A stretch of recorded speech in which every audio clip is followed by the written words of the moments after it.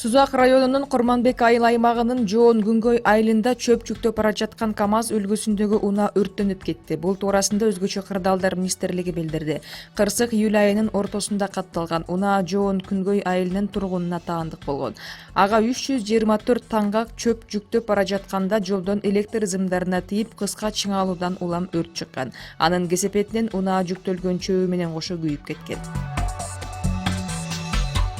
Кыргызстанда жасалган бренди тышкы рынокто атаандаштыкка туруштук бере алат. Бул туурасында өлкө башчысы Сооронбай Жээнбеков бүгүн Чүй облусунун Панфилов районунун жашоочулары менен болгон жолугушуусунда билдирди.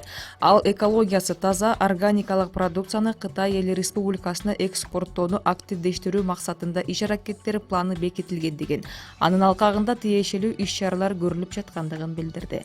Мындан тышкары 2019-2022 жылдарда экспорттуу өнүктүрүү боюнча өкмөт программа кабыл алган. Ага ылайык кайра иштетилген мөмө жемиш продукциясынын Кытайга экспорттоонун көлөмүн көбөйтүү, кайра иштетилүүчү продукциянын өсүшүн камсыз кылуу үчүн бир нече чаралар каралган. 28 июлда Ташкент аэропортунда 1,5 килограммга жакын алтын жутуп алган адам кармалды. Текшерүү маалында сканерлөө жабдуусу анын организминде металл бар экендигин көрсөткөн. Алынган алтындын жалпы баасы $17,000 түзгөн. Азырынча кармалган намангандык жарандын кайсыл жерде экендиги белгисиз. Соңку күндөр абанын температурасы кескин жогорулагандыгына байланыштуу Ош шаардык балдар ооруканасына бир жумада 1200 бала кайрылды. Бул туурасында Ош шаардык балдардын жугуштуу оорулар стационарынын башкы дарыгери Кайрат Абжалов билдирди. Анын айтымында ооруканага кайрылган балдардын 80%-ын 1 айдан 1 жашка чейинки наристелер түзүүдө.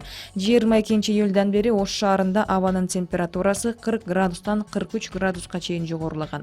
Маалыматка караганда 22 июлдан баштап 28 июлга чейин кабыл алуу бөлүмүнө 1879 бейтап кайрылган.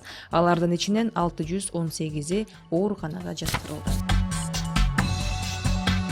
Ала Бука жана Токтогул райондорунда 13 тоннадан ашуун кара куурай жок кылынды. Бул туурасында Жалал Абад облустук милициясы билдирди.